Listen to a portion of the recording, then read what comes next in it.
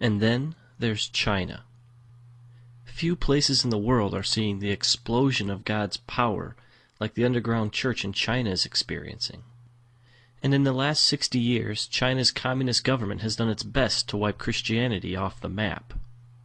But if you look at church history, persecution only made the church to grow. So the Christians grew from perhaps 1 million in 1949 to 100 million right now in 2007. And persecution was a reason, but another reason was because of the work of the Holy Spirit. And so it was mostly in these house churches, what they used to call underground churches. They're not really physically underground, but sometimes they do meet in caves, but they're just not registered, they're not legal. But in the last few years, the policies really changed in China, where they don't recognize them, but they don't persecute them so much. Mostly, they don't persecute Christians, but they persecute preachers, people that are going around and starting churches all the time. Let me stop it here and introduce this man. This is Dennis Balcom, and he's been a missionary in China for the last 40 years. He obviously has some exciting stories to tell, but he actually offered me something far more valuable. He supplied me with a treasure trove of footage from deep in the heart of the underground church in China. What you are about to see is some of the rarest footage on the planet.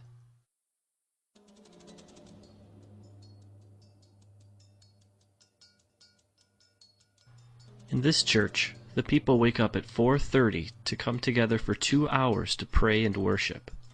They do this every day.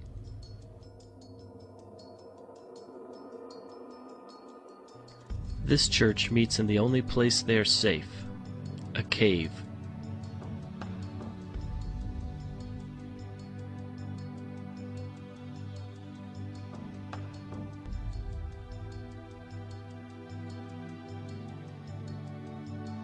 This church meets on a farm, far away from prying eyes.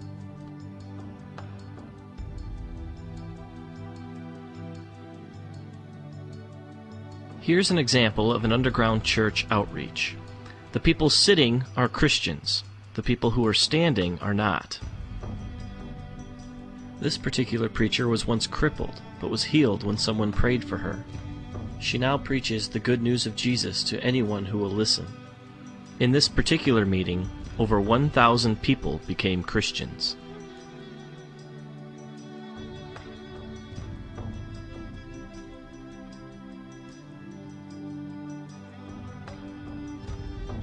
This is a church service attended by over 6,000 people, and while that may sound like a lot, you have to understand, this one church has over 300,000 members.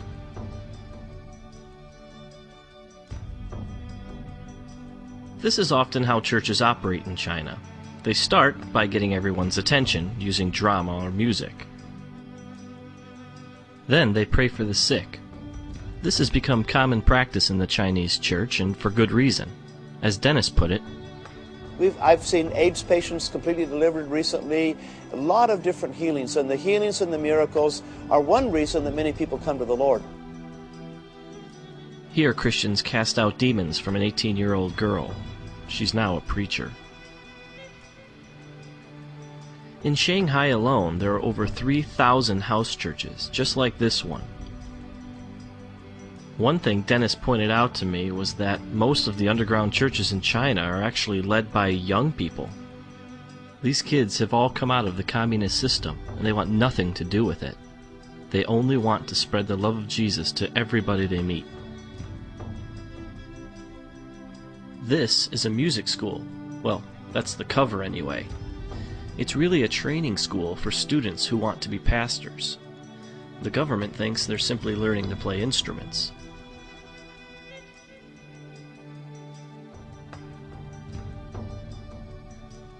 One thing I quickly realized about the Chinese church is that it's a lot different from the American one. For one thing, they think a 4-hour sermon is short. But more than that, even, is how different their services looked from ours. I mean, see for yourself what happens when a desperate people plug into a powerful God.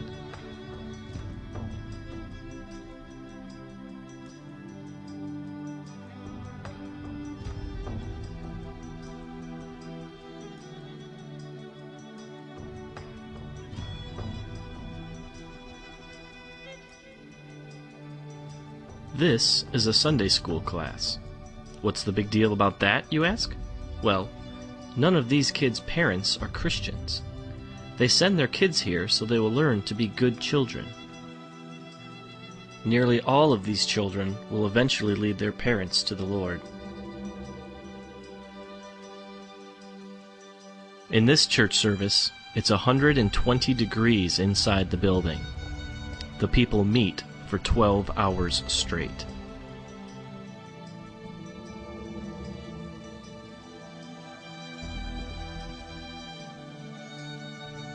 Dennis told me one story about a time he went to a very remote village in China to preach.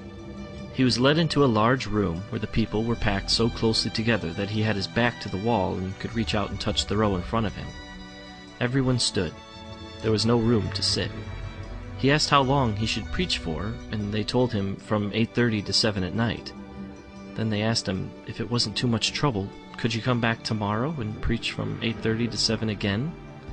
And then, very sheepishly, they asked again, if you'd be so kind, could you come back the day after that and preach from 8:30 to 7? He asked how often he should take breaks, and they told him not to stop. The people will wait. Then he asked them what he should preach on. Everything, they replied, from Genesis to Revelation. And then it dawned on him, these people had no Bibles.